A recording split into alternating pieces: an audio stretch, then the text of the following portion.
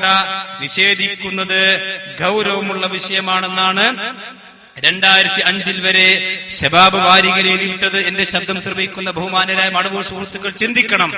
2005 വരേക്കും നിങ്ങളുടെ ശബാബിന്റെ ആദർശം പ്രവാചകന് സിഹർ ബാധിച്ച ഹദീസ് ഖുർആനെതിരല്ല, ആയത്തിനെതിരല്ല, സൂറത്തുൽ ഇസ്രാഇന്റെ ആയത്തിനെതിരല്ല, ഫുർഖാന്റെ ആയത്തിനെതിരല്ല. പക്ഷെ ഇപ്പോൾ 2015 അതുപോലെ 2012 ആയപ്പോഴേക്ക് നിങ്ങൾക്കത് ഖുർആനെതിരായി. പിഴവ് സംഭവിച്ചിട്ടുണ്ടോ അല്ലേ? നിങ്ങൾ ചിന്തിച്ചാൽ മതി. പിന്നെ റസൂലുള്ളാഹി സ്വല്ലല്ലാഹു അലൈഹി വസല്ലമക്ക് സിഹർ ബാധിച്ചു എന്ന സംഭവമൊക്കെയും അതുപോലെ തന്നെ അത്തരത്തിലുള്ള ഹദീസുകളൊക്കെ പിന്നെ അന്ധവിശ്വാസമാണ്. അതുകൊണ്ട് അമാനി മൗലവി അതൊന്നും അംഗീകരിക്കൂല. അദ്ദേഹത്തിന്റെ ഇസ്ലാമിക ജീവിതം ഇവിടെ ജാബിർ അമാനിയെ കൊണ്ടുവന്നത് തന്നെ യഥാർത്ഥത്തിൽ ഇസ്ലാമിക ജീവിതം അമാനി മൗലവിന്റെതല്ല എന്ന് പറയാനാണ്. അമാനി മൗലവിയുടെ പേരിൽ ഇവർ കോഴിക്കോട് പിന്നെ കാലിക്കറ്റ് യൂണിവേഴ്സിറ്റിയിൽ സെമിനാർ നടത്തിയത് എന്താ? അതിൽ പറപ്പൂര് പിന്നെ കുഞ്ഞുമൂന്ന് പറപ്പൂര് പ്രസംഗിച്ചിട്ടുണ്ട്, ചെറിയമുണ്ട് അബ്ദുൽ ഹമീദ് പ്രസംഗിച്ചിട്ടുണ്ട്, അബ്ദുൽ ഹമീദ് മദനി പ്രസംഗിച്ചിട്ടുണ്ട്, അതുപോലെ തന്നെ NV സക്കരിയ അദ്ദേഹം പ്രസംഗിച്ചു എന്നാണ് എന്റെ ഓർമ്മ, പ്രസംഗിച്ചിട്ടുണ്ട്. ഇങ്ങനെയുള്ള ആളുകളൊക്കെ പ്രസംഗിച്ചു. എന്നിട്ട് അവസാനം അലിമദിനെ കൊണ്ട് പ്രസംഗിപ്പിച്ചെന്തിനാ? അത് പ്രസംഗിപ്പിക്കാനാണ് ഇവരെ മൂന്നാളെ കൊണ്ടുവന്നത്. കാരണം അലിമദിന് മാത്രം പ്രസംഗിച്ച നാട്ടുകാർ കേൾക്കൂലല്ലോ. അപ്പൊ അലിമദിനെയൊക്കെ അവസാനം പറഞ്ഞത് ഇങ്ങനെ അമാനി മൗലവിയുടെ പേരിൽ അറിയപ്പെടുന്ന ഇസ്ലാമിക ജീവിതം അത് അമാനി മൗലവിന്റെതല്ല. ഇനി കുറച്ച് ഞാൻ കേൾക്കാം, ഒരു 5 കൂടി കഴിഞ്ഞാൽ കേൾക്കാം. അമാനി മൗലവിന്റെ തഫ്സീർ അമാനി മൗലവിന്റെതല്ല. ഇപ്പൊ തന്നെ പറഞ്ഞിട്ടുണ്ട് ഉമർ മൗലവിയുടെ തഫ്സീർ ഉമർ മൗലവിന്റെതല്ല. ഇനി കുറച്ച് ഞങ്ങൾക്ക് അള്ളാന്റെ ഖുർആനും അള്ളാന്റെതല്ല എന്ന് പറയുന്നിടത്തേക്കാണ് പോക്ക്. കാരണം ഈ രണ്ടത്താണിയിൽ വെച്ചിട്ടാണല്ലോ അലിമദിനെ പ്രസംഗിച്ചത്. എന്ത് ബിർദി അർവാൻ എന്ന് പറയുന്ന കിണറന്നെ മദീനയിലില്ല, ലബീദ് ബിൻ അസം എന്ന് പറയുന്ന മനുഷ്യൻ തന്നെ ഇല്ല എന്നൊക്കെ ഒക്കെ നിഷേധിക്കാണല്ലോ. ഉണ്ട് അള്ളാന്റെ തൗഫീഖ് കൊണ്ട് അവർക്ക് അതിനെ പറയാനും കഴിയില്ല. എന്നാൽ അമാനി മൗലവി തന്റെ കൈപ്പടയിൽ എഴുതിയ ഇസ്ലാമിക ജീവിതം, ആ ജീവിതം എന്ന പുസ്തകം, ഇസ്ലാമിക ജീവിതം എന്ന പുസ്തകത്തെ സംബന്ധിച്ച് പേരക്കുട്ടി അവിടെ നിൽക്കട്ടെ, അമാനി മൗലവിയുടെ മകൻ പറയട്ടെ, ആ പുസ്തകം അമാനി മൗലവിയുടേതാണോ അല്ലേ പറയട്ടെ. കേരളത്തിലെ അമാനി മൗലവി തഫ്സീറിന് ശേഷം എഴുതിയ ഇസ്ലാമിക ജീവിതം, ഈ പുസ്തകം പിന്നെ ഒരു മുസ്ലിമിന്റെ ജീവിതത്തിൽ വളരെ പ്രധാനപ്പെട്ട പല കാര്യങ്ങളും ചർച്ച ചെയ്യുന്ന പുസ്തകമാണ്. അപ്പൊ ഈ പുസ്തകത്തിൽ പരാമർശിക്കപ്പെട്ട പല കാര്യങ്ങളും ഇപ്പൊ കേരളത്തിലുള്ള ചില ആളുകൾക്ക്, മുജാഹിദ് എന്ന് പറയപ്പെടുന്ന ചില ആളുകൾക്ക് അവരുടെ ബുദ്ധിക്കും യുക്തിക്കും ദഹിക്കാത്തതിന്റെ പേരിൽ ഈ പുസ്തകം അമാനി മൗലവി രചിച്ചതല്ല, അദ്ദേഹത്തിന്റെ കാലശേഷം വേറെ ആരൊക്കെ എഴുതിയിട്ട് അദ്ദേഹത്തിന്റെ പേരിൽ പ്രസിദ്ധീകരിച്ചതാണ് എന്നൊരു ആരോപണം ഇപ്പൊ കേരളത്തിൽ വ്യാപകമായി നടക്കുന്നുണ്ട്. അപ്പൊ അദ്ദേഹത്തിന്റെ പുസ്തകങ്ങളെ സംബന്ധിച്ച് കൂടുതൽ അറിയുന്ന ഒരു വ്യക്തി എന്ന നിലയിൽ അതിനെപ്പറ്റി നിങ്ങൾക്ക് എന്താ? ഈ പുസ്തകം അദ്ദേഹത്തിന്റേതാണോ അതല്ല ഇതിൽ ഇസ്ലാമിക ജീവിതം എന്ന പുസ്തകം ഒപ്പം എഴുതിയ തന്നെയാണ്, പന കയ്യെഴുത്ത് തന്നെയാണ്. അത് ഇവിടുന്ന് നമ്മുടെ മുമ്പ് KNMന്റെ ISMന്റെ യുവതയിൽ കൊണ്ടുപോയിരുന്നു പ്രസിദ്ധീകരണം. അന്ന് യുവതക്കാരും ചെറിയ ചെറിയ പുസ്തകങ്ങൾ, വലിയതൊന്നും പ്രസിദ്ധീകരിക്കാനുള്ള കഴിവില്ല. യുവത എന്നുള്ള മുമ്പേ KNMയുടെ കുറച്ച് ചിലർ അപ്പോൾ അവിടെ കൊടുത്തിരുന്നു. അപ്പോൾ അവിടെ അത് പ്രസിദ്ധീകരിക്കാനില്ല, സാമ്പത്തികമായിട്ടുള്ള കഴിവില്ലാത്തതുകൊണ്ട്. അങ്ങനെ ഇരിക്കുമ്പോഴാണ് പിന്നെ അത് അവിടെ നിന്ന് തിരിച്ചു വാങ്ങിയത്. ഇങ്ങനെ ഇവരെ ചിലർ അന്വേഷിക്കുകയും ചെയ്തു. KK മുഹമ്മദ് അബ്ദുൽ കരീം. അങ്ങനെയാണ്. ശിഷ്യനായിരുന്നു. ചെറുപ്പമാണെങ്കിൽ ഇവിടുന്നായിരിക്കും, മൊറയൂരിന്നായിരിക്കും ശിഷ്യത്വം ഉണ്ടായിട്ടുണ്ടാവുക എന്നാണ് എനിക്ക് തോന്നുന്നത്. എനിക്ക് അത്രേ പറയാൻ കഴിയുള്ളൂ, ഞാൻ കുട്ടിയാണല്ലോ. ഇസ്ലാമിക ജീവിതം അമാനി മൗലവി ഇപ്പൊ എഴുതിയ തന്നെയാണ്. അപ്പോ ഇസ്ലാമിക ജീവിതം അമാനി മൗലവി എഴുതിയതാണ് എന്ന് അദ്ദേഹത്തിന്റെ മക്കൾ സാക്ഷ്യം വഹിക്കുന്നു. ഇനി വേണമെങ്കിൽ ഇവിടെ പ്രസംഗിച്ച ജാബിർ അമാനിയുടെ പിതാവിന്റെ ശബ്ദം വരെ ഞങ്ങൾ കേൾപ്പിക്കും. ഇൻഷാ അല്ലാഹ് നിങ്ങൾ നിഷേധിക്കും. അമാനി മൗലവിയുടെ മക്കൾ ജീവിച്ചിരിക്കുമ്പോൾ പേരക്കുട്ടികൾ അവിടെ നിൽക്കട്ടെ. അമാനി മൗലവിയുടെ മക്കൾ പറയുന്നു ഇസ്ലാമിക ജീവിതം ഞങ്ങളുടെ ബാപ്പ എഴുതിയ തന്റെ കയ്യെഴുത്ത് കോപ്പി ഞങ്ങൾ കണ്ടിട്ടുണ്ട്. ഇനിയോ? അപ്പൊ അമാനി മൗലവി ഇതെന്താന്ന് വെച്ചാൽ, ഇപ്പോ കണ്ണൂർ അത് അമാനി മൗലവി നിഷേധിച്ചിട്ടുണ്ട്, സിഹർ അമാനി മൗലവി നിഷേധിച്ചിട്ടുണ്ട്. ഈ അലിമദിനി സാഹിബ് പിന്നെ ഇവിടുത്തെ സെമിനാറിൽ പറഞ്ഞതെന്താ? അമാനി മൗലവി സിഹറിനെ അംഗീകരിച്ചിട്ടില്ല, സിഹർ അംഗീകരിച്ചു എന്ന് അദ്ദേഹത്തിന്റെ തഫ്സീറിൽ എവിടെയില്ല. നഊദുബില്ലാ. ഇഷ്ടം പോലെ സൂറത്തുൽ ഫലക്കിന്റെ വിശദീകരണം എടുത്ത് വായിച്ചു നോക്കൂ നിങ്ങൾ. സിഹിറിന് യാഥാർത്ഥ്യമില്ല എന്ന് പല കാലഘട്ടത്തിൽ പറഞ്ഞു. മുഅ്തസില വിഭാഗക്കാരിൽ നിന്നാണ് ഇതിന്റെ ഉത്ഭവം. പിന്നെ എന്നിട്ട് ഇതിൽ കുറച്ചൊക്കെ വാസ്തവമുണ്ടെങ്കിലും വിശുദ്ധ ഖുർആനിനും പ്രവാചകന്റെ ഹദീസുകൾക്കും വിരുദ്ധമാണ് ഈ ആശയം എന്ന് പറഞ്ഞുകൊണ്ട് അമാനി മൗലവി എഴുതിയിട്ടില്ലേ? ഉണ്ട്. അപ്പൊ അമാനി മൗലവി ഒരു മറയാണ്. കാരണം അമാനി മൗലവി എന്ന് പറഞ്ഞാൽ മുജാഹിദീങ്ങൾക്ക്, അമാനി മൗലവി പറഞ്ഞാൽ അംഗീകരിക്കുക എന്നുള്ളത് മുജാഹിദീങ്ങൾക്ക് ഒരു നല്ല സ്വഭാവമാണ്. അപ്പൊ അമാനി മൗലവിയെ മറയാക്കിക്കൊണ്ട് ഈ പേരക്കുട്ടികളെ ഉപയോഗിച്ചുകൊണ്ട് നടത്തുന്ന ഈ ചതിയും വഞ്ചനക്കും അമാനിയുടെ മക്കൾ എന്ന നിലക്ക് അമാനിമരുടെ മക്കൾക്ക് ചില കാര്യങ്ങൾ സമൂഹത്തോട് സൂചിപ്പിക്കാനുണ്ട്. അതുകൂടി കേട്ടിട്ടായിരിക്കണം എന്റെ മടവൂർ സുഹൃത്തുക്കൾ ഇനി ജാബിർ അമാനിമരോട് ജാബിർ അമാനിയോട് സംസാരിക്കേണ്ടത്. അതുകൂടി കേട്ടോ. അങ്ങനെ ഉപ്പയെ മറയാക്കിയിട്ട്, ഉപ്പയെ ഒരു ബലിയാടാക്കിയിട്ട് ഇങ്ങനെയുള്ള നിഷേധങ്ങള് കേരളത്തിൽ ഇറക്കാൻ ശ്രമിക്കുന്ന ആളുകളുടെ മക്കൾ എന്നുള്ള ആൾക്ക് നിങ്ങൾക്ക് എന്താ പറയാനുള്ളത്? അതായത് ഈ അമാനി മൗലവിക്ക് ഇല്ലാത്ത വിശ്വാസങ്ങൾ അദ്ദേഹത്തിന്റെ പേരിൽ വെച്ചിട്ട് തങ്ങളുടെ വികലമായ വാദങ്ങൾ കേരളത്തിലേക്ക് പല ആളുകൾ ഇറക്കാൻ ശ്രമിക്കുന്നുണ്ട്. അത്തരം ആളുകൾ അമാനിയുടെ മക്കൾ എന്ന നിലക്ക് നിങ്ങൾക്ക് എന്താണ് അതിന് അവരോട് പറയാനുള്ളത്? അത് ശരിക്കും പറയുകയാണെങ്കിൽ ഇസ്ലാമികമായ ശരിയായ പരിപാടിയല്ല എന്ന് മാത്രമേ എനിക്ക് പറയാനുള്ളൂ. ഒരാളെ സംബന്ധിച്ച് അയാളെ പറ്റി പറയുന്നത് മരിച്ചാലും മരിച്ചിട്ടില്ലെങ്കിലും അത് ഗീബത്തിൽപ്പെടൂല. ഇഷ്ടമല്ലാത്തൊരു കാര്യം പറയുന്നത് ഗീബത്ത് പറഞ്ഞാൽ അതല്ലേ, അതിൽപ്പെടുന്ന എനിക്ക് തോന്നുന്നുണ്ട്. അത്രേ ഉള്ളൂ. അപ്പൊ ഇനി മേലിൽ രണ്ടത്താണിയിൽ പറഞ്ഞതോ പറഞ്ഞു. ഇനി കേരളത്തിന്റെ മണ്ണിൽ എവിടെയും മടവൂർ സുഹൃത്തുക്കൾ പറയരുത്. ഇതൊരു നസീഹത്തായി നിങ്ങൾ സ്വീകരിക്കണം. മരിച്ചുപോയ അമാനി മൗലവി നിങ്ങൾ വെറുതെ വിട്ടേക്കും.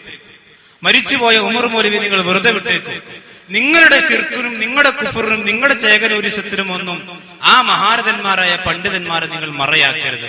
അവർ ഒരിക്കലും സഹീഹുൽ ബുഖാരിയിലെ ഹദീസിനെയോ സഹീഹ് മുസ്ലിമിന്റെ ഹദീസിനെയോ നിങ്ങൾ ഇന്ന് പറഞ്ഞുകൊണ്ടിരിക്കുന്ന വാദപ്രകാരം അവരാരും നിഷേധിച്ചിട്ടില്ല. ഉമർ മൗലവിയുടെ അദ്ദേഹത്തിന്റെ ഖുർആൻ പരിഭാഷ തർജുമാൽ ഖുർആൻ സൂറത്തുൽ ഫുർഖാനിന്റെയും സൂറത്ത് ഇസ്രായിന്റെയും വിശദീകരണത്തിൽ അമാനി മൗലവി പറഞ്ഞ വാചകം മടവൂർ സുഹൃത്തുക്കളെന്ന് ആത്മാർത്ഥമായി വായിച്ചു നോക്കണം. അബ്ദുസ്സലാം സുല്ലമിയുടെ ആദർശം നെഞ്ചിലേറ്റുന്നതിന് മുമ്പ് ഇപ്പതാ അവസാനം ഏറ്റവും ലേറ്റസ്റ്റ് ഞാൻ ഇൻഷാ അല്ലാഹ് അവിടെ വേണ്ടി വന്നാൽ ഞങ്ങൾക്ക് വഹിക്കും. യുവത ഇറക്കിയ പുസ്തകത്തിൽ തന്നെ വാചകങ്ങൾ വന്നു കഴിഞ്ഞു. അബ്ദുസ്സലാം സുല്ലമി ഗ്രന്ഥങ്ങൾ തിരിമറി നടത്തുന്ന ആളാണ്. നിങ്ങൾ നിഷേധിക്കപ്പോ ഞങ്ങൾ വായിക്കാം, സമയമായിട്ടില്ല. അബ്ദുസ്സലാം സുല്ലമി ഗ്രന്ഥങ്ങളിൽ തിരിമറി നടത്തുന്നുണ്ട്, ഗ്രന്ഥങ്ങളിൽ കോട്ടിമാറ്റങ്ങൾ നടത്തുന്നുണ്ട് എന്ന് ഞങ്ങൾ ആദ്യം തന്നെ പറഞ്ഞിട്ടുണ്ട്. ഇപ്പോൾ ഇതാ യുവതയും പറഞ്ഞുകൊണ്ടിരിക്കുന്നു. ധൈര്യമുണ്ടെങ്കിൽ നിങ്ങൾ നിഷേധിക്കൂ. പുസ്തകത്തിന്റെ പേരും പുസ്തകത്തിന്റെ അഡ്രസ്സും ഇൻഷാ അല്ലാഹ് നമുക്ക് പിന്നെ പറയും. ഇപ്പൊ അത് ക്ലൈമാക്സിൽ അവിടെ നിൽക്കട്ടെ, നിങ്ങൾ പോയി തരി. അപ്പോ യുവതക്കാർക്ക് പോലും മനസ്സിലായി അബ്ദുസ്സലാം സുല്ലമി ആട് ശരിയാകുന്നില്ല. അത് ഞങ്ങൾ പണ്ടേ പറഞ്ഞതാണ്. ഇദ്ദേഹം ഒരു കാലഘട്ടത്തിൽ മുജാഹിദ് പ്രസ്ഥാനത്തിന് സേവനം ചെയ്തിട്ടുണ്ടെങ്കിലും ഇപ്പോൾ അദ്ദേഹത്തിന്റെ ആദർശം ആളുകളെ ചേകനൂരിസത്തിലേക്ക് റിക്രൂട്ട്മെന്റ് ചെയ്തുകൊണ്ടിരിക്കുന്ന ആദർശമാണ്. ആ ആദർശം നിങ്ങൾ സ്വീകരിച്ച് അമാനി മൗലവിയെയും ഉമർ മൗലവിയെയും അതുപോലെ തന്നെ മരിച്ചുപോയ മുജാഹിദ് പണ്ഡിതന്മാരെയും നിങ്ങളുടെ ചേകനൂരിസത്തിന് ഒരിക്കലും മറയാക്കരുത്. അതുകൊണ്ട് റസൂലുള്ളാഹിക്ക് സിഹ്ർ ബാധിച്ച ഹദീസാവട്ടെ, കണ്ണീറിന്റെ ഹദീസാവട്ടെ, ഏത് ഹദീസിന് ബർക്കത്തെടുക്കുന്ന ഹദീസാവട്ടെ, ഏത് ഹദീസാണെങ്കിലും ഒരൊറ്റ മുൻകാലത്ത് കഴിഞ്ഞുപോയ ആധികാരികമായ ഇസ്ലാമിക പണ്ഡിതന്മാരോ സലഫി പണ്ഡിതന്മാരോ ആരും അതിൽ നിഷേധിച്ചിട്ടില്ല. നിങ്ങൾ നിഷേധിക്കുന്നുണ്ടെങ്കിൽ അത് നിങ്ങളുടെ മനസ്സിലുള്ള കാപട്യവും അതുപോലെ തന്നെ ചേകനുസത്തിന്റെ ഫലമാണ് എന്നല്ലാതെ മുജാഹിദ് പ്രസ്ഥാനമോ മുജാഹിദ് പണ്ഡിതന്മാരെയോ നിങ്ങൾ അതിനൊരിക്കലും കരുവാക്കരുത് എന്ന നസീഹത്തിന്റെ സ്വരം മാത്രമേ ഈ സന്ദർഭത്തിൽ ഞങ്ങൾക്ക് പറയാനുള്ളൂ.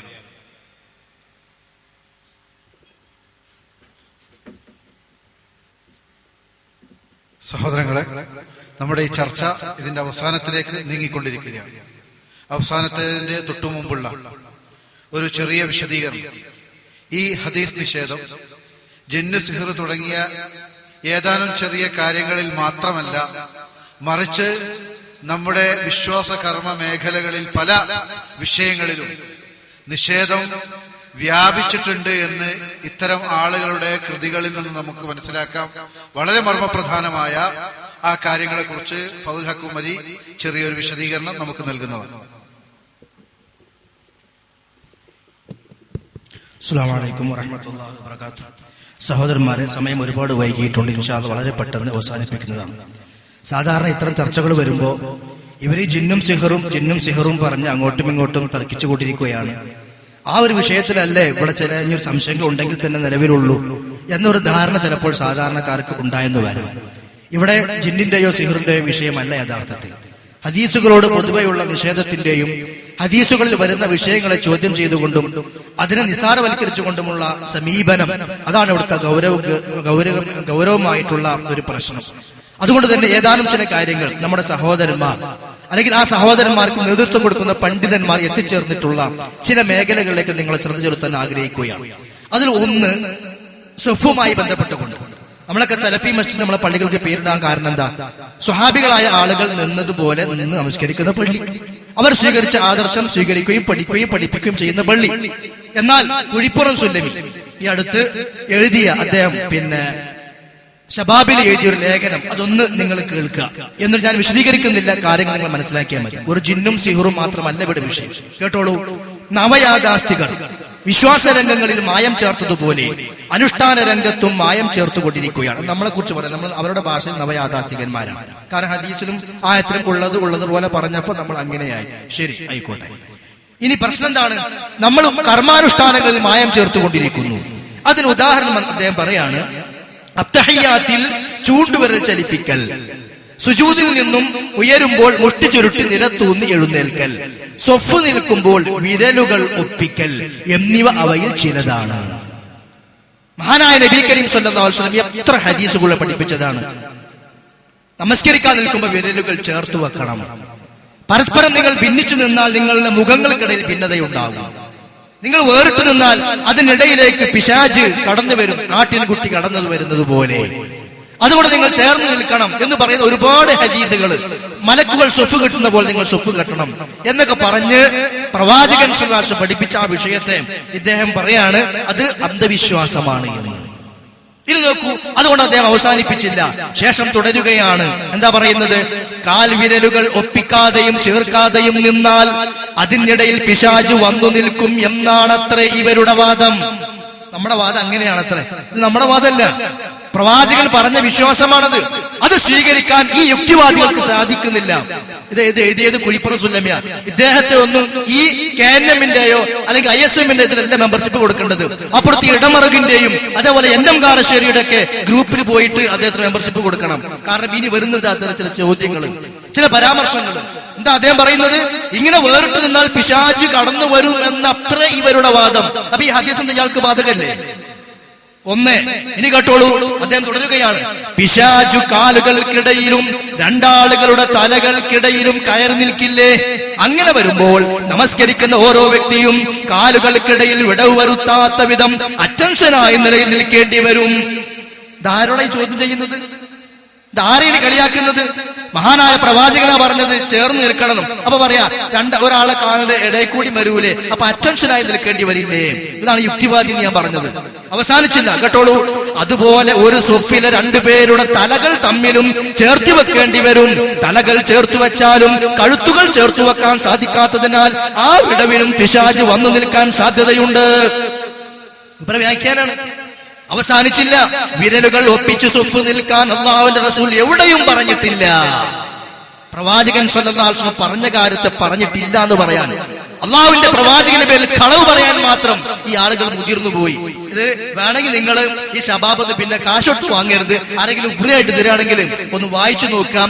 ശബാബ് വാരിക ഡിസംബർ 2014 വന്നിട്ടുള്ള ഒരു ലേഖനമാണ്. ഇനി സഹോദരന്മാർ അവിടെ കൊണ്ട് അവസാനിച്ചോ? നോക്കി നിങ്ങൾ, ഇത് ശബാബിൽ വന്ന മറ്റൊരു ലേഖനം, അതിന്റെ മുകൾ ഒന്ന് ഞാൻ വായിച്ചു കേൾപ്പിക്കാം. ഒരു സ്ത്രീ തനിക്ക് പുരുഷന്മാരെയും പുരുഷന്മാർക്ക് തന്നെയും കാണാൻ പാടില്ലെന്ന് വിചാരിച്ച് മറച്ച വാഹനത്തിൽ സഞ്ചരിക്കാൻ തീരുമാനിച്ചാൽ അത് നിഷിദ്ധമല്ല. എന്നാൽ ഇസ്ലാമിലെ വസ്ത്രധാരണം ഇതാണ് ഏറ്റവും ഉത്തമം, ഇതൊരു പുണ്യകർമ്മമാണ്. സ്വഹാബി വനിതകൾ മുഖം മറച്ചിരുന്നു എന്നെല്ലാം വിചാരിച്ച് അവൾ മുഖം മറച്ചാൽ അത് ബിദ്അത്താണ്. ഒരു സ്ത്രീ മുഖം മറച്ചാൽ അത് ബിദ്അത്താണ്. എന്താ ബിദ്അത്ത് എന്ന് പറഞ്ഞാൽ? കുല്ലു മുഹദസത്തിൻ ബിദ്അ വകുല്ലു ബിദ്അത്തിൻ ളലാല വകുല്ലു ളലാലത്തിൻ ഫിന്നാർ. അപ്പോൾ പെണ്ണ് മുഖം മറച്ചാൽ നരകത്തേക്ക് പോകും. ഇത് എവിടുന്നാണ് ഈ പൈശാചികമായ വിശ്വാസം അവർക്ക് കിട്ടിയത്? ഒരു പെണ്ണ് മുഖം മറച്ചാൽ അത് ബിദ്അത്താകും അത്രേ. പിന്നെ എന്താ വേണ്ടത്? സമൂഹത്തെ പ്രോത്സാഹിപ്പിക്കുകയല്ലേ ചെയ്യേണ്ടത്? അങ്ങനെ നിങ്ങൾ മുഖം മുറക്കുകയാണെങ്കിൽ അതാണ് ഏറ്റവും ഉത്തമം, അതാണ് ഏറ്റവും ഖൈറ്, അതാണ് ഏറ്റവും അഫ്ദൽ. പ്രത്യേകിച്ചും ഈ ഒരു കാലഘട്ടത്തിൽ മറച്ചാലേ ശരിയാവൂ എന്ന വാദമുണ്ട്, അല്ലെങ്കിൽ നരകത്തിൽ പോകുമെന്നും പറയേണ്ട, മറക്കലാണ് ഏറ്റവും ശ്രേഷ്ഠം എന്ന് സമൂഹത്തെ പഠിപ്പിക്കേണ്ടതിന് പകരം മുഖം മറക്കൽ ബിദ്അത്താണ് എന്ന ഈ പുതിയ വാദവുമായി അവർ കടന്നു വന്നു. എന്ന് മാത്രമല്ല, നബി സല്ലല്ലാഹു അലൈഹി വസല്ലമ വല്ല കാര്യവും സുന്നത്തായി പഠിപ്പിച്ചിട്ടുണ്ടെങ്കിൽ അതിനെല്ലാം പരിഹസിക്കുന്ന, അതിനെല്ലാം കൊച്ചാക്കുന്ന ഒരു ഏർപ്പാട് താടിയെ സംബന്ധിച്ച്. നിങ്ങൾ വെച്ചോളി വെക്കാതിരുന്നോളി, അവനവന്റെ ഇഷ്ടമാണ്. അള്ളാഹുവിന്റെ പ്രവാചകൻ പറഞ്ഞിട്ടുണ്ട്, നിങ്ങൾ താടി പൂർണ്ണമായി വിടണം, നിങ്ങൾ താടി നീട്ടി വളർ. ഒരുപാട് ഹദീസുകൾ ആ വിഷയത്തിൽ കാണാം. വക്കലും വെക്കാതിരിക്കലും അവനവന്റെ ഇഷ്ടമാണ്. എന്നാൽ അതിനെ ചോദ്യം ചെയ്യൽ, അതിനെ പരിഹസിക്കൽ, അതിനെ കളിയാക്കൽ. നോക്കൂ, നിങ്ങൾ സലാസുലം എഴുതുക, താടി നീട്ടൽ ഈമാനിന്റെ ശാഖയാണെന്ന് നബി പഠിപ്പിച്ചിട്ടില്ല. ഈമാന്റെ ശാഖയാണെന്ന് പറഞ്ഞാലേ എല്ലാം ചെയ്യാൻ പറ്റുള്ളൂ, അങ്ങനെ വല്ല മാനദണ്ഡമുണ്ടോ?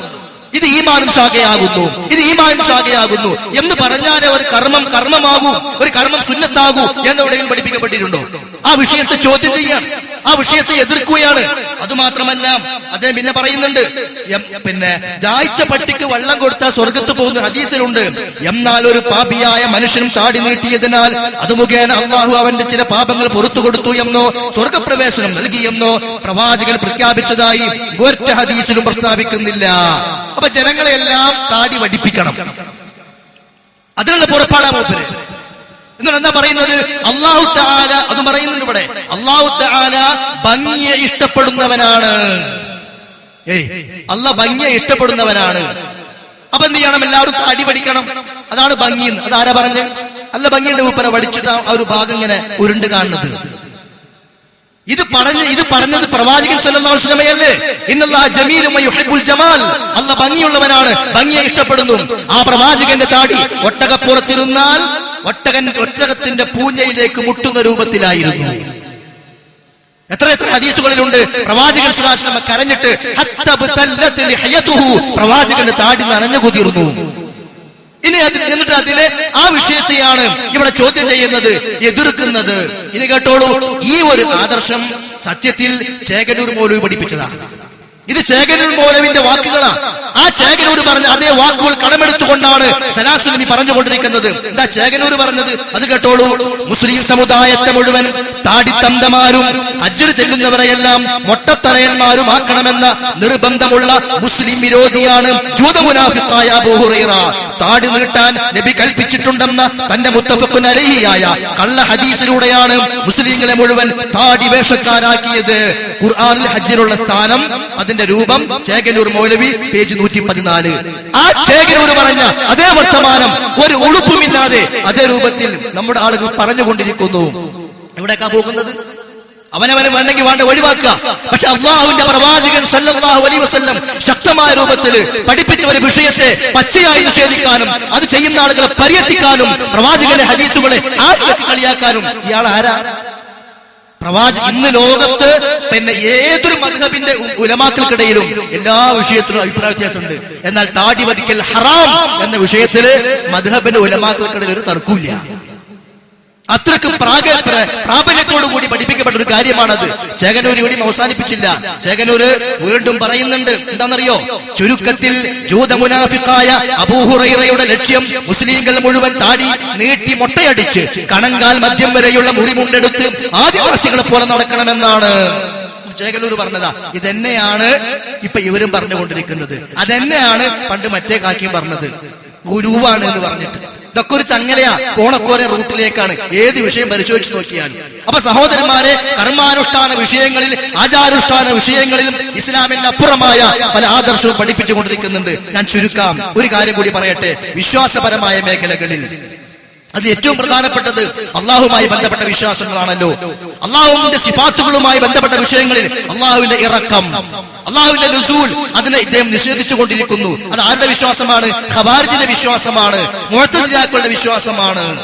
അല്ലാഹു സുബ്ഹാനഹു വ തആല രാത്രിയുടെ ആദ്യത്തെ 2 കഴിഞ്ഞാൽ അവസാന ഭാഗത്ത് ഇറങ്ങി വരുമെന്നും എന്നിട്ട് പ്രാർത്ഥിക്കുന്നവരുണ്ടോ എന്ന് ചോദിക്കുമെന്നും പറയുന്ന ആ ഹദീസിനെ വിശദീകരിച്ചുകൊണ്ട് സലാസുലം എഴുതുന്നത് കേട്ടോളൂ.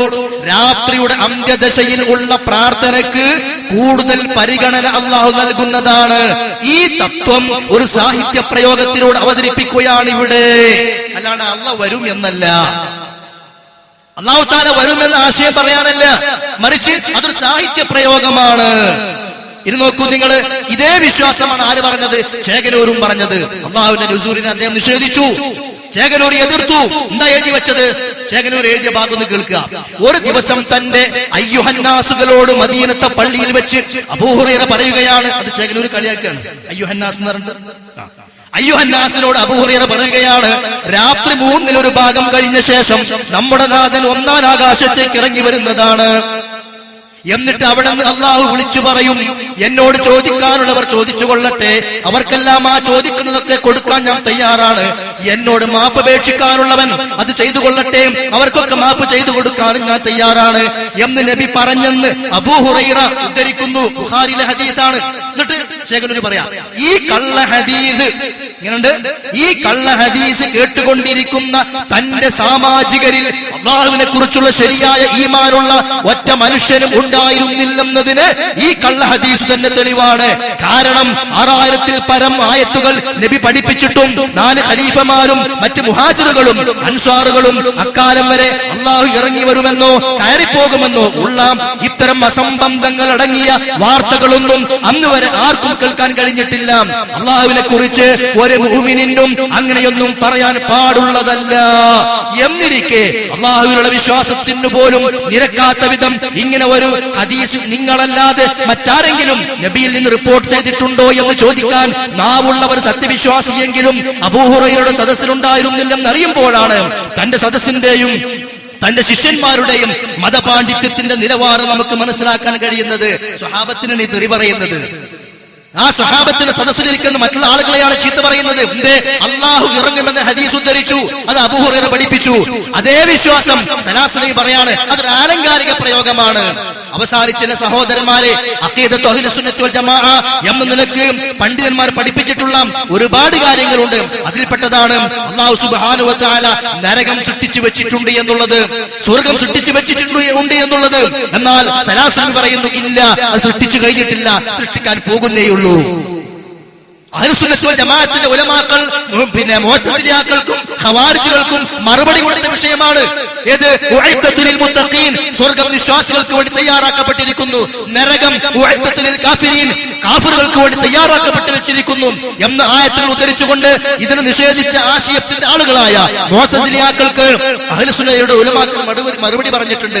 അതേ ആശയം ഇപ്പോ സലാസുലി പറയാ, അത് സൃഷ്ടിക്കപ്പെട്ടിട്ടില്ല, അത് വരാൻ പോകുന്ന ചില ശിക്ഷകളൊക്കെ കാണിച്ചു കൊടുത്തു എന്നേ ഉള്ളൂ, ഇനി അതൊക്കെ സൃഷ്ടിക്കാൻ പോകുന്നേയുള്ളൂ എന്ന് പറഞ്ഞുകൊണ്ട് സലാസുലി പറയുന്നു എങ്കിൽ അഹ്ലുസ് സുന്നയിൽ നിന്ന് പിഴച്ചുപോയി മുഅ്തസിലിയത്തിന്റെ ഖവാരിജികളുടെ അത് സിയന്റെ കാൽച്ചുവട്ടിലാണ് ഇവരൊക്കെ ഉള്ളത്.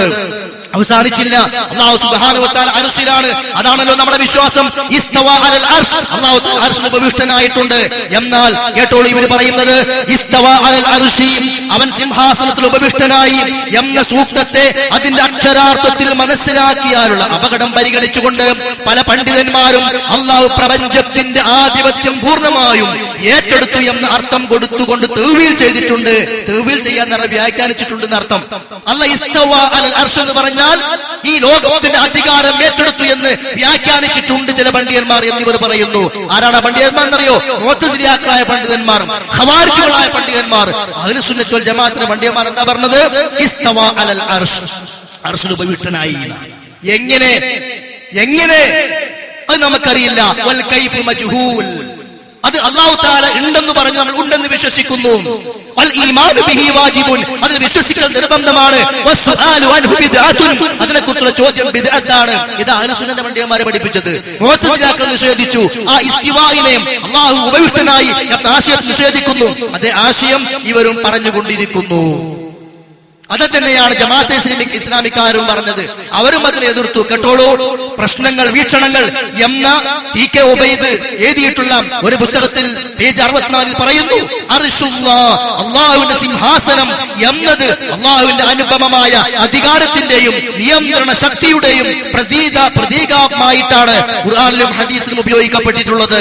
അതിന് അള്ളാഹു ഗംഭീരമായ ഒരു സിംഹാസനം ഉണ്ടാക്കി അതിൽ കയറി സ്വസ്ഥനായി ഇരിക്കുകയാണ് എന്ന അർത്ഥം കൽപ്പിക്കുന്നത് ശരിയായിരിക്കുകയില്ല.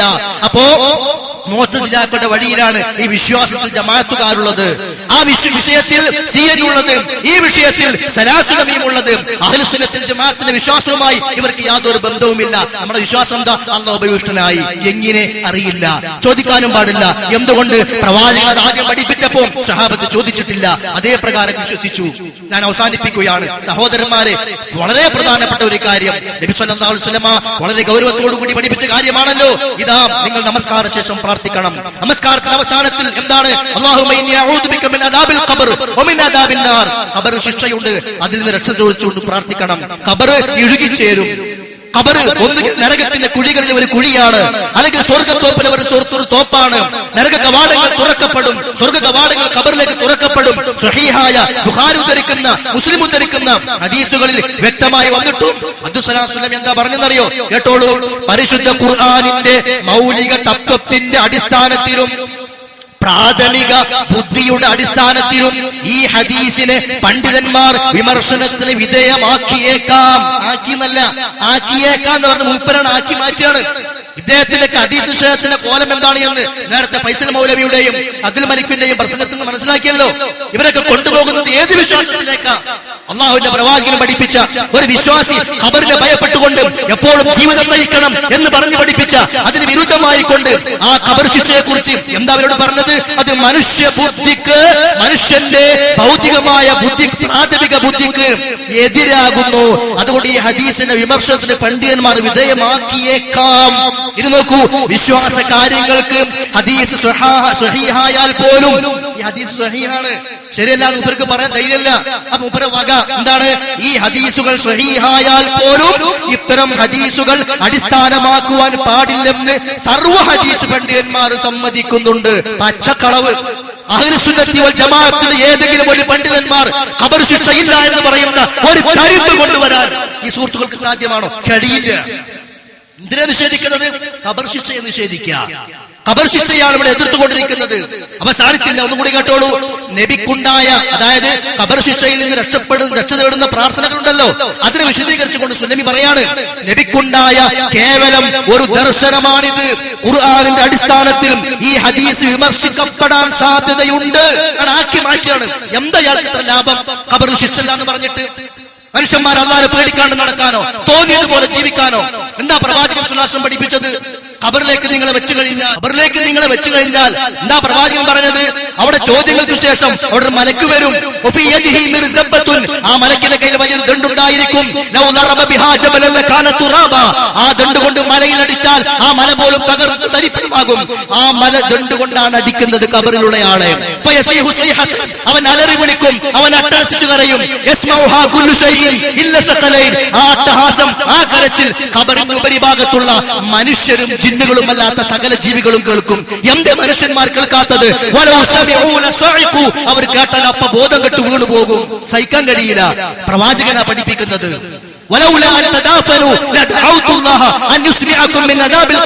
നിങ്ങൾ പരസ്പരം മറമാടുന്നില്ലായിരുന്നെങ്കിൽ ആ ഖബർ ശിക്ഷ എന്താണ് എന്ന് നിങ്ങൾ കേൾക്കാൻ വേണ്ടി റബ്ബിനോട് ഞാൻ പ്രാർത്ഥിക്കുമായിരുന്നു. പക്ഷെ വാപ്പ മരിച്ചാൽ, ഉമ്മ മരിച്ചാൽ, ഭാര്യ മരിച്ചാൽ, അയൽവാസികൾ മരിച്ചാൽ കൊണ്ടുപോയി വെക്കേണ്ടത് നിങ്ങളാണ്.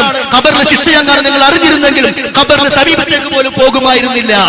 അത്രത്തോളം ഗൗരവത്തോടെ പഠിപ്പിച്ചിട്ട് സലാസുലി പറയാണ്, അത് മനുഷ്യന്റെ ബുദ്ധിക്ക് എതിരാണ്.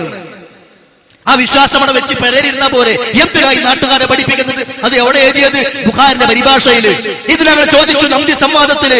അവിടെയാണ് കരിമ്പലാക്കൽ അത് നശിപ്പിച്ചത് അതോടുകൂടി. കാരണം അവനക്കറിയാം ഇത് മുന്നോട്ട് പോയി ആകെ കുളം തോണ്ടും എന്ന്. അവൻ സംഘടന രക്ഷിച്ചു. പക്ഷേ ജനങ്ങളുടെ വിശ്വാസം നിങ്ങൾ നശിപ്പിച്ചിട്ടുണ്ട്. അവസാനിച്ചില്ല, ഒന്നുകൂടി സലാസുലമി പറയുന്നു, പരലോകത്ത് വരുമ്പോൾ അവന്റെ ഗ്രന്ഥം കൈകളിൽ ലഭിക്കുന്ന സന്ദർഭത്തിലാണ് തന്റെ സീറ്റ് എവിടെയാണെന്ന് ഒരു മനുഷ്യന് ഉറപ്പായ സ്ഥാനം ലഭിക്കൂ എന്ന് ഖുർആൻ പറയുന്നു. അപ്പൊ ഇത് സ്വഹീഹല്ല. ഇവിടുന്ന് അവസാനിക്കുന്നില്ല. പറയാൻ പുറപ്പെട്ടാൽ ഇദ്ദേഹത്തിന്റെ സ്വഹീഹായ വിഷയത്തിൽ വന്ന അഖീദയുമായി ബന്ധപ്പെട്ട നിഷേധങ്ങളെ മാത്രം മണിക്കൂറുകൾ സംസാരിക്കേണ്ടി വരും. മിഅ്റാജുമായി ബന്ധപ്പെട്ടുകൊണ്ട് വിശുദ്ധ ഖുർആൻ പരാമർശിച്ചല്ലോ സൂറത്തുൽ നജ്മിലെ 13 മുതലുള്ള വചനങ്ങൾ. എന്താ സല്ലല്ലാഹു അലൈഹി വസല്ലം പറഞ്ഞതറിയോ? അതുകൂടി കേട്ടി പറഞ്ഞിട്ട് അവസാനിപ്പിക്കാം. നിശാപ്രയാണം, അതായത് ഇസ്രാ, പരിശുദ്ധ ഖുർആൻ കൊണ്ട് സ്ഥിരപ്പെട്ടതാകയാൽ മനഃപൂർവ്വം നിഷേധിക്കാവതല്ല, കുഫ്റാണത്. എന്നാൽ വാനാരോഹണമാകട്ടെ പരിശുദ്ധ ഖുർആൻ കൊണ്ട് സ്ഥിരപ്പെട്ടതല്ല. വാനാരോഹണം എന്ന് പറഞ്ഞ മിഅ്റാജ് ഇസ്രാ ഖുർആനിലുണ്ട്, അതുകൊണ്ട് നിഷേധിക്കാൻ പാടില്ല. എന്നാൽ മിഅ്റാജോ അത് ഖുർആനിലില്ല. അതുകൊണ്ട് അതിനാൽ മിഅ്റാജിനെ നിഷേധിച്ചവൻ കാഫിറാവുകയില്ല. മൂപ്പർക്കാരെ നിഷേധിക്കണം, അതാണ് ആവശ്യം. എന്നാ മിഅ്റാജ് ഖുർആനിലില്ലേ, ഉണ്ടോ ഇല്ലേ ഒന്ന് പരിശോധിക്കും. ഇന്ന് പോയിട്ട് ശബ്ദം കേൾക്കുന്ന ഈ നാട്ടിലെ ആളുകൾ പരിശോധിക്കണം.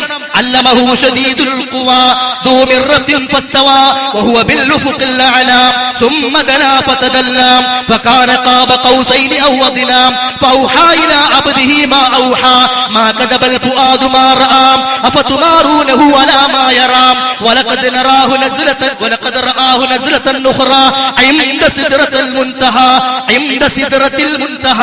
عندها جنة المأوى യുടെ അടുക്കലുള്ള സിദ്റത്തുൽ മുൻതഹയുടെ അടുക്കൽ വെച്ചുകൊണ്ട് പ്രവാചകൻ സല്ലല്ലാഹു അലൈഹി വസല്ലം ജിബ്രീൽ നേരിട്ട് കണ്ടിട്ടുണ്ട്.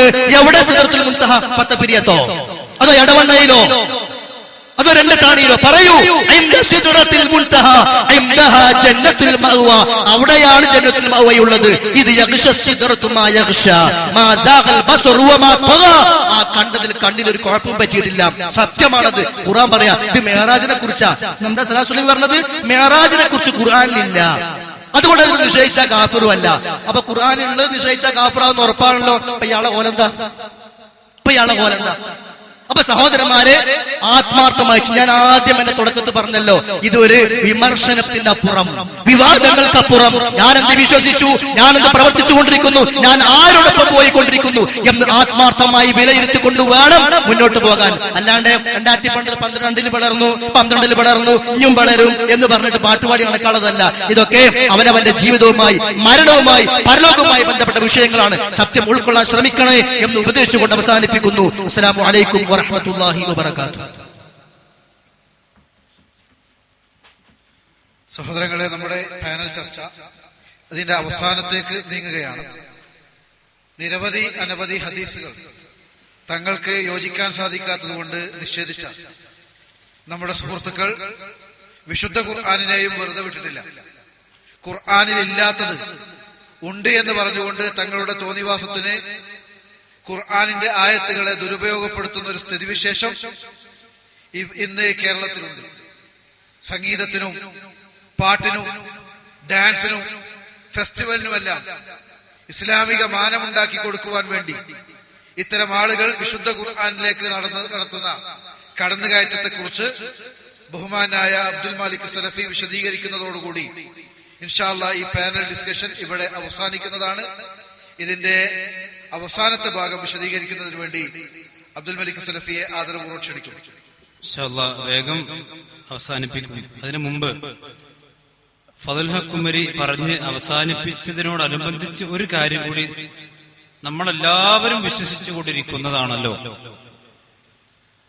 നമ്മൾ വിശ്വസിക്കുന്നു എന്ന് മാത്രമല്ല, നമ്മുടെ ഓരോരുത്തരുടെയും നമസ്കാരത്തിൽ ഒമിൻ ഫിത്നത്തിൽ മഹിയ വ മമാതി വമിൻ ഫിത്നത്തിൽ മസീഹുദ് ദജ്ജാൽ, മസീഹുദ് ദജ്ജാലിന്റെ ഫിത്നയിൽ നിന്ന് അല്ലാഹുവേ നീ ഞങ്ങളെ കാത്തുരക്ഷിക്കണമേ എന്ന് ഒരു വിശ്വാസിയായ മനുഷ്യൻ പ്രാർത്ഥിക്കാത്ത നമസ്കാരമില്ല. പക്ഷേ എന്റെ ശബ്ദം ശ്രവിക്കുന്ന അബ്ദുസ്സലാം സുലഭി അന്ധമായി അനുകരിച്ച് നരകത്തിൽ പോകണമെന്ന് തീരുമാനിച്ചുറപ്പിച്ചിട്ടില്ലാത്ത മടവൂരികൾ ആരെങ്കിലും ഉണ്ടെങ്കിൽ അവരോടാണ് എന്റെ സംസാരം. മസീഹുദ് ദജ്ജാൽ എന്ന് റസൂൽ കരീം സല്ലല്ലാഹു അലൈഹി വസല്ലം മുത്തവാത്തിറായ ഹദീസിലൂടെ പഠിപ്പിച്ചിട്ടുണ്ട്. അന്ത്യനാളിന്റെ അടയാളമായി കൊണ്ട് ഒറ്റക്കണ്ണനായ മസീഹുദ് ദജ്ജാൽ വരുമെന്നും ഈസാ നബി അലൈഹിസ്സലാത്തു വസ്സലാം ആ മസീഹുദ് ദജ്ജാലിനെ വധിച്ചു കളയുമെന്നും ബാബുൽ ലുദ്ദിൽ വെച്ചുകൊണ്ടാണ് മസീഹുദ് ദജ്ജാലിനെ ഈസാ നബി വധിക്കുക എന്നും ആ ബാബുൽ ലുദ്ദിൽ വെച്ചുകൊണ്ട് മസീഹുദ് ദജ്ജാൽ ഈസാ നബിയെ കാണുമ്പോൾ ഉപ്പ് വെള്ളത്തിൽ ഉരുകുന്നത് പോലെ ഉരുകിപ്പോകുമെന്നും ഒരൊറ്റ വെട്ടിന് മസീഹുദ് ദജ്ജാലിനെ ഈസാ നബി വധിച്ചു കളയുമെന്നും ഒക്കെ സഹീഹുൽ ബുഖാരി അടക്കമുള്ള ഹദീസ് ഗ്രന്ഥങ്ങളിൽ മുത്തവാത്തിറായി, അവരുടെ വിശ്വാസം എന്താ, അഖീദ വേണമെങ്കിൽ മുത്തവാത്തിറാണെന്നാണല്ലോ. ശരി, മുത്തവാത്തിറായ ഹദീസിൽ വന്നിട്ടുണ്ട്. എന്നാൽ അബ്ദുസ്സലാം സുല്ലമി എന്താണ് സുഹൃത്തുക്കളെ മസീഹുദ് ദജ്ജാലിനെ പറ്റിയുള്ള അദ്ദേഹത്തിന്റെ വിശ്വാസം എന്താ? ഞാൻ വായിച്ചു കേൾപ്പിക്കാം. ആരോപണം പറയാം. അൽ ഫനാർ അദ്ദേഹം പറയാം, ലേഖനത്തിന്റെ ഹെഡിങ് തന്നെ അൽ മസീഹുദ് ദജ്ജാൽ. എന്റെ അഭിപ്രായം മസീഹുദ് ദജ്ജാലിനെ സംബന്ധിച്ചുള്ള ചോദ്യം കേട്ടോ. മസീഹുദ് ദജ്ജാൽ എന്നത് അവസാന കാലത്ത് വരുന്ന ഒറ്റക്കണ്ണ് മാത്രമുള്ള ഒരു അത്ഭുത മനുഷ്യനാണോ? എല്ലാ കാലത്തും മസീഹുദ് ദജ്ജാൽ ഉണ്ടാകുമോ? അവസാന കാലത്ത് മാത്രം വരുന്ന ഒരു അത്ഭുത മനുഷ്യനാണെങ്കിൽ നബി സല്ലല്ലാഹു അലൈഹി വസല്ലം സഹാബിവര്യന്മാരും എന്തിനാണ് മസീഹുദ് ദജ്ജാലിന് ഉപദ്രവത്തിൽ രക്ഷ തേടിയിരുന്നത്? നിങ്ങൾ മസീഹുദ് ദജ്ജാലിനെ നിഷേധിച്ചിട്ടുണ്ടോ? അബ്ദുസ്സലാം സുല്ലമിയോടാണ് ചോദ്യം. അദ്ദേഹം പറയാണ്, എന്റെ അഭിപ്രായം എല്ലാ കാലത്തും മസീഹുദ് ദജ്ജാൽ ഉണ്ടായിരിക്കുമെന്നതാണ്. റസൂൽ കരീം സല്ലല്ലാഹു അലൈഹി വസല്ലം പറഞ്ഞ എന്താ? അന്ത്യനാളിനോടനുബന്ധിച്ചുകൊണ്ട് മസീഹുദ് ദജ്ജാൽ വരുമെന്ന് കേട്ടോ. എന്നിട്ട് അവസാനം പറയാൻ, ഞാൻ മസീഹുദ് ദജ്ജാലിനെ എതിർക്കുന്നില്ല. എക്കാലത്തും സത്യവും അസത്യവും കൂട്ടിക്കലർത്തി അവതരിപ്പിക്കുന്ന പണ്ഡിതന്മാർക്കും ജ്യോത്സ്യന്മാർക്കും ശക്തികൾക്കും കലകൾക്കും എല്ലാം തന്നെ പറയുന്ന പേരാണ് മസീഹുദ് ദജ്ജാൽ എന്നതാണ് എന്റെ വിശ്വാസം. ഈ വിശ്വാസം മടവൂർ സുഹൃത്തുക്കളെ ഇസ്ലാമിക വിശ്വാസമാണോ? പ്രവാചകൻ സല്ലല്ലാഹു അലൈഹി വസല്ലം വഹീന്റെ അടിസ്ഥാനത്തിൽ പറഞ്ഞ മസീഹുദ് ദജ്ജാലിന്റെ വിശ്വാസം അബ്ദുസ്സലാം സുല്ലമിക്കുണ്ടോ? നിങ്ങൾ ചിന്തിക്കണം. ഇത് ജിന്നു സിഹിറിന്റെ വിഷയമാണോ? ഇത് ജിന്നും സിഹിറുമാണ്. ഇത് അന്ധവിശ്വാസമാണെങ്കിൽ നിങ്ങൾ പറയൂ, മസീഹുദ് ദജ്ജാലിന്റെ വിശ്വാസം അന്ധവിശ്വാസമാണ്. നബി കരീം സല്ലല്ലാഹു അലൈഹി വസല്ലം പറഞ്ഞു, ഇദ്ദേഹം പറഞ്ഞ എന്താ? സത്യവും അസത്യവും കൂട്ടിക്കലർത്ത റസൂൽ പറഞ്ഞു, അദ്ദജ്ജാലു അഅ്വർ, ഒറ്റക്കണ്ണനാണ്. സത്യം അസത്യവും കൂട്ടിക്കലർത്തുന്ന എല്ലാ പണ്ഡിതന്മാരും ഒറ്റക്കണ്ണനാണോ? ഇവിടെ ഏറ്റവും വലിയ ആളാരാ? കാന്തപുരല്ലേ? കാന്തപുരത്തിന് അള്ളാന്റെ തൗഫീഖ് കൊണ്ട് 2 കണ്ണില്ലേ? മിർസ ഗുലാം അഹമ്മദ് ഖാദിയാനി ഇവിടെ കടന്നു വന്നു കള്ളപ്രവാചകനായി. എത്ര കണ്ണുണ്ട് ഇവിടെ? അല്ലാത്ത ആളുകൾ വിളിച്ച് പ്രാർത്ഥിക്കുവാൻ വേണ്ടി ആയത്തോർന്ന മുസ്ലിയാക്കന്മാരും ഇവിടല്ലേ? എത്ര കണ്ണുണ്ട്? അബ്ദുസ്സലാം സുല്ലമി പറയാണ്, സത്യവും അസത്യവും കൂട്ടിക്കലർത്തുന്ന പണ്ഡിതന്മാർക്ക് പറയുന്ന പേരാണ് മസീഹുദ് ദജ്ജാൽ. തീർന്നിട്ടില്ല. ഇതാണ് എന്റെ വിശ്വാസം. ഞങ്ങൾ ഉറപ്പിച്ചു പറഞ്ഞു, ഈ വിശ്വാസം പ്രവാചകൻ പഠിപ്പിച്ച വിശ്വാസമല്ല. നിങ്ങളുടെ നേതാവിന് പിഴച്ചിട്ടുണ്ട്. നേതാവിന് പിഴച്ചോട്ടെ, നിങ്ങൾക്ക് പിഴക്കരുത്. അതിനു വേണ്ടിയിട്ടായി പരിപാടി. ഞാൻ നമസ്കാരത്തിൽ മസീഹുദ് ദജ്ജാലിന്റെ തിന്മയിൽ നിന്ന് രക്ഷ തേടാറുണ്ട്. അന്ത്യദിനത്തിലും ഹദീസിൽ പറയുന്ന പോലെ ആ മസീഹുദ് ദജ്ജാൽ വരുന്നതിന് എനിക്ക് എതിർപ്പുമില്ല. എങ്ങനെയുണ്ട്? ഇനി അങ്ങനെ ഒരു ദജ്ജാലുണ്ടെങ്കിൽ എനിക്ക് എതിർപ്പൊന്നുമില്ല. പക്ഷെ എന്റെ വിശ്വാസം എന്താണ്? അങ്ങനെ വരുമെന്നല്ല. സുഹൃത്തുക്കളെ, ഇത് കളിയാക്കാൻ വേണ്ടി പറഞ്ഞതല്ല. ഇത് നിങ്ങളുടെ നേതാവിന്റെ വിശ്വാസം കേട്ടോ. ഇനി അദ്ദേഹം പറയും, ഞാൻ മസീഹുദ് ദജ്ജാലിനെ എതിർക്കുന്നെന്ന് പറയുന്നവരും ചിലപ്പോൾ മസീഹുദ് ദജ്ജാലായി കൂടായികയില്ല. അപ്പൊ അബ്ദുസ്സലാം സുല്ലമി മസീഹുദ് ദജ്ജാലിനെ എതിർക്കുന്നു എന്ന് പറയണം. ചിലപ്പോൾ എന്താകും? ഇങ്ങനത്തെ ഒരു മസീഹുദ് ദജ്ജാലിനെ റസൂൽ പഠിപ്പിച്ചിട്ടുണ്ടോ? ഈ മസീഹുദ് ദജ്ജാലിന്റെ ഫിത്നയിൽ നിന്നാണോ അബ്ദുസ്സലാം സുല്ലമിയെ ആക്ഷേപിക്കുന്നവരുടെ പടച്ചോനെ നിങ്ങളെ കാക്കണേന്നാ വമിൻ ഫിത്നത്തിൽ മസിയ വമിൻ ഫിത്നത്തിൽ മസീഹുദ് ദജ്ജാൽ എന്നതിന്റെ അർത്ഥം തന്നെ? നിങ്ങൾ ആലോചിച്ച് നോക്കുക. ഇതുപോലെയുള്ള സുഹൃത്തുക്കളെ ഒരുപാട് കാര്യങ്ങൾ ഇവർ നിഷേധിച്ചിട്ടുണ്ട്. ഹദീസ് നിഷേധം ആരോപണമല്ല, വസ്തുതയാണ്. അതാണ് ഞങ്ങൾ നന്ദി സംവാദത്തിൽ എഴുതിയത്. മുജാഹിദ് പ്രസ്ഥാനത്തിന്റെ ആളുകൾ എഴുതി, അഹ്ലുസ് സുന്ന അംഗീകരിക്കുന്ന സ്വഹീഹായ ഹദീസുകളെ നിങ്ങൾ നിഷേധിച്ചിട്ടുണ്ട്. എന്താ കരിമ്പിലാക്കലിനും അലിമദനിക്കും എഴുതാൻ കഴിഞ്ഞോ? ഞങ്ങൾ നിഷേധിച്ചിട്ടില്ലെന്ന് പറയാൻ കരിമ്പിലാക്കൽ നാവ് പൊന്തിയിട്ടില്ല. അബ്ദുൽ ലത്തീഫ് കരിമ്പിലാക്കലിനോ അലിമദനിക്കോ നാവ് പൊന്തിയില്ല. പൊന്തിയ ഞങ്ങൾ തെളിവാണ് കൊടുക്കും. അതുകൊണ്ട് തന്നെ അപ്പൊ അല്ലാത്ത ആളുകളെ വിളിച്ച് പ്രാർത്ഥിക്കുന്ന ആളുകളോട് പോലും നമ്മൾ അങ്ങനെ വാദം ചെയ്തിട്ടില്ല. നിങ്ങൾ അല്ലാത്ത ആളുകളെ വിളിച്ച് പ്രാർത്ഥിക്കുന്നുണ്ട്, ഇത് പച്ചയായി നമ്മൾ ഇതുവരെ വാദം ചെയ്തിട്ടില്ല. പക്ഷെ മടവൂർ വിഭാഗവുമായി സംവാദം നടത്തി നമ്മൾ പറയുന്നത്, നിങ്ങൾ ഹദീസുകളെ നിഷേധിച്ചിട്ടുണ്ട്. കരിമ്പലാക്കിന് മറുപടിയില്ല. ഇനി അവസാനം ആ സംവാദത്തിൽ നമ്മൾ അവരെ പിടികൂടിയ വളരെ പ്രധാനപ്പെട്ട വിഷയമായിരുന്നു അള്ളാഹുന്റെ ഖുർആന്റെ പേരിൽ അവർ കളവ് പറഞ്ഞു. എന്താ കളവ്? ഇതാ കേട്ടോളൂ. വിശുദ്ധ ഖുർആനിൽ സംഗീതവും സംഗീതോപകരണവും നിഷിദ്ധമാണെന്ന് പറയുന്നില്ല. വിശ്വാസവും പുണ്യകർമ്മവും ഉള്ളവനാണെങ്കിൽ അവന് സംഗീതം അനുവദനീയമാണെന്ന് ഖുർആൻ പ്രസ്താവിക്കുകയും ചെയ്യുന്നു. ഈ പ്രസ്താവിക്കുകയും ചെയ്യുന്ന വാചകം ഇതുവരേക്കും ഈ അത്തൗഹീദിലോ ശബാബിലോ അല്ലെങ്കിൽ വേറെ ഏതെങ്കിലും പ്രസിദ്ധീകരണത്തിലോ അബ്ദുസ്സലാം സുല്ലമിയുടെ അൽഫിനാറിലോ ഇതുവരെ തിരുത്തിയിട്ടില്ല. അള്ളാഹുവിന്റെ ഖുർആനിന്റെ പേരിൽ പറഞ്ഞ കളവ്, ഈ കളവ് നന്ദി സംവാദത്തിൽ പിടികൂടിയപ്പോൾ അബ്ദുൽ ലത്തീഫ് കരിമ്പിലാക്കൽ ഈ അള്ളാഹിന്റെ ഖുർആൻ പറഞ്ഞ കളവെ ന്യായീകരിക്കാൻ വേണ്ടി അള്ളാഹുവിന്റെ ഖുർആന്റെ പേരിൽ മറ്റൊരു കളവ് കൂടി അദ്ദേഹം പറഞ്ഞു. ആ വാചകം നിങ്ങൾ വളരെ ചുരുങ്ങിയ സമയത്തിൽ കേട്ടോളൂ. സൂറത്തു ശുഅറയിലെ അവസാനത്തെ 4 ആയത്തുകൾ വായിച്ചു നോക്കാനാ പറഞ്ഞത്. വായിച്ചു നോക്കിയൂടെ? അതിന്റെ പരിഭാഷയിൽ, അതിന്റെ വ്യാഖ്യാനത്തിൽ നിങ്ങളുടെ നേതാവ് കുഞ്ഞി മുഹമ്മദ് മദനി പറപ്പൂർ എഴുതിയത് വായിച്ചു നോക്ക്, എന്നിട്ട് കിട്ടിയിലേക്ക് പറ. അതുപോലെ തന്നെ ഇമാം ബുഖാരിയുടെ കിതാബുൻ നിക്കാഹിൽ നിന്നും ഇമാം മുസ്ലിമിന്റെ ഫലായിലു സ്വഹാബ എന്ന ഭാഗത്തു നിന്നും പിന്നെ ഹാർമോണിയവുമായി ബന്ധപ്പെട്ട ഹദീസ് തന്നെ നിങ്ങളുടെ ശ്രദ്ധയിൽപ്പെടുത്തിയില്ലേ? നിങ്ങൾ വായിച്ചു നോക്കിക്കൂടെ? ഇല്ലെങ്കിൽ പറ. അതിന് വായിച്ചിട്ട് കണ്ടില്ല, കിട്ടിയില്ല, അതെ മനസ്സിലായെന്ന് പറ, അപ്പോൾ വായിച്ചതാ. പക്ഷെ എന്ത് വേണം? അതിന് പ്രത്യേക സമയം വേണം. ഈ സമയം മതിയാവില്ല, 2 മിനിറ്റ് 3 മിനിറ്റ് മതിയാവില്ല. അത് മതിയാവില്ല. ഖിയാമത്ത് നാൾ വരെ ഞങ്ങൾക്ക് സമയം തന്നാലും മതിയാവില്ല. കാരണം ഉള്ളതിലല്ലേ തെളിയിക്കാൻ പറ്റുള്ളൂ. ഇയാൾ 2 കളവാണ് ഇവിടെ പറഞ്ഞിട്ടുള്ളത്. ഞാനത് അതുകൂടി പറഞ്ഞിട്ട് അവസാനിപ്പിക്കാം. മടൂർ വിഭാഗത്തിൽപ്പെട്ട ആളുകൾ, സാധാരണക്കാർക്ക് വേണ്ടിയാണ് എന്റെ സംസാരം. ഇത് തെറ്റാണെന്നും അതുപോലെ തന്നെ പിന്നെ ഹദീസ് നിഷേധമാണെന്നും മനസ്സിലാക്കിയ നേതാക്കന്മാരെ ഉദ്ദേശിച്ചല്ല. ഇദ്ദേഹം പറയാണ്, വിശ്വാസവും പുണ്യകർമ്മവും ഉള്ളവനാണെങ്കിൽ സംഗീതം അനുവദിച്ച് ഖുർആൻ പറയുന്നു. ഒരു നുണ. യാതൊരു സംഗീതോപകരണം ഇസ്ലാം വിരോധിച്ചതായി സ്ഥിരപ്പെട്ടു വന്നിട്ടില്ല. സഹാബിമാരുടെ വീട്ടിൽ അതിഥികൾ വന്നാൽ ഹാർമോണിയം കൊണ്ട് പാട്ട് പാടാറുണ്ട്. ബുഖാരി. ആ ബുഖാരി നമ്മൾ ചോദിച്ചത്, അതിന് നമ്പറാണ് അദ്ദേഹം പറഞ്ഞു. ഇൻഷാല്ലാഹ് ഞാൻ അതിലേക്ക് വരാം. ആദ്യ ആള് പറഞ്ഞെന്താ അറിയോ? സൂറത്തു ശുഅറയുടെ അവസാനത്തെ 4 ആയത്ത് വായിച്ചു നോക്കിക്കൂടെ? ഞാൻ വായിച്ചു തരാം. എന്താന്നുള്ളത് ശരിക്കും കേട്ടോ. എന്താ ഇതിൽ അബ്ദുസ്സലാം സുലമി എന്താ എഴുതിയത്? വിശ്വാസവും പുണ്യകർമ്മം ഉള്ളവനാണെങ്കിൽ അവന് സംഗീതം അനുവദനീയമാണെന്ന് ഖുർആൻ പ്രസ്താവിക്കുന്നു. വേണല്ലോ, വിശ്വാസവും വേണം, അതുപോലെ തന്നെ സൽക്കർമ്മമുള്ളവനാണെങ്കിൽ അവന് സംഗീതമുണ്ട്. അള്ളാന്റെ ഖുർആൻ പറയാണ്. എന്തായത്? കവികളാകട്ടെ ദുർമാർഗികളാകുന്നവരെ പിൻപറ്റുന്നത്. അലം തറ അന്നഹും ഫീ കുല്ലി വാദി യഹീമൂൻ, അവരെല്ലാ താഴ്വരകളിലും അലഞ്ഞു നടക്കുന്നവരാണ്, നീ കണ്ടില്ലേ? വഅന്നഹും യഖൂലൂന മാ ലാ യഫ്അലൂൻ, പ്രവർത്തിക്കാത്തത് പറയുന്നവരാണ് അവരെന്നും. ഇല്ലല്ലദീന ആമനു വഅമിലുസ് സ്വാലിഹാത്തി വദക്കറുല്ലാഹ കസീറൻ വന്തസറു മിൻ ബഅദി മാ ളുലിമു വസയഅലമുൽ ലദീന ളലമു അയ്യം ഖൽബി യൻഖലിബൂൻ, വിശ്വസിക്കുകയും സൽക്കർമ്മങ്ങൾ പ്രവർത്തിക്കുകയും അല്ലാഹുവെ ധാരാളമായി സ്മരിക്കുകയും അക്രമത്തിന് അതിനെ തുടർന്ന് ആത്മരക്ഷയ്ക്ക് നടപടിയെടുക്കുകയും ചെയ്തവർ ഇതിൽ നിന്ന് ഒഴിവാകുന്നു. അക്രമകാരികൾ അറിഞ്ഞുകൊള്ളും തങ്ങൾ തിരിഞ്ഞുമറിഞ്ഞ് എങ്ങനെയുള്ള പരിവശത്തിലാണ് എത്തുകയെന്ന്. ഇതിലെവിടെ സംഗീതമുള്ളത്? ഇതിൽ സുഹൃത്തുക്കളെ, മടവൂർ സുഹൃത്തുക്കൾ ചിന്തിക്കൂ. നിങ്ങളുടെ നേതാവ് എഴുതി, നിങ്ങളുടെ മറ്റൊരു നേതാവ് സംവാദത്തിൽ ദുർവ്യാഖ്യാനിച്ചു സൂറത്തു ശുഅറാന്റെ ആയത്തിലുണ്ടെന്ന്. ആയത്തിന്റെ പരിഭാഷയാണ് ഞാൻ വായിച്ചത്. അങ്ങനെയില്ല. ഇനി അദ്ദേഹം പറഞ്ഞത് ചെറിയ മുണ്ടത്തിന്റെയും പറപ്പൂരിന്റെയും അടിക്കുറിപ്പ് വായിച്ചോ? അടിക്കുറിപ്പ് നിങ്ങൾ ഇന്ന് പോയിട്ട് വായിച്ചു നോക്കണം. സംഗീതമെന്ന വാചകം പോലും, ഒരു വാക്ക് പോലും അതിലില്ല. പച്ചക്കളവല്ലത് പറഞ്ഞത്. അള്ളാഹുവിന്റെ ഖുർആന്റെ പേരിൽ പറഞ്ഞ ഈ കളവ് ഈ നിമിഷം വരേക്ക് നിങ്ങൾ പിൻവലിച്ചിട്ടില്ല എന്നൊരു പറയും. നിങ്ങളാണ് മുജാഹിദ് പ്രസ്ഥാനം പോലും. സുബ്ഹാനല്ലാഹ്. ഇനിയോ സഹാബത്തിന്റെ വീട്ടിൽ അതിഥികൾ വന്നാൽ ഹാർമോണിയം കൊണ്ട് പാട്ട് പാടാറുണ്ട്. ഇത് അബ്ദുസ്സലാം സുലമി ഇവിടെയല്ലേ എഴുതിയത്? സംഗീത ഉപകരണങ്ങൾ നബിചര്യഎന്ന് പറഞ്ഞ 5 റുപ്യന്റെ ഫത്വയുണ്ട്.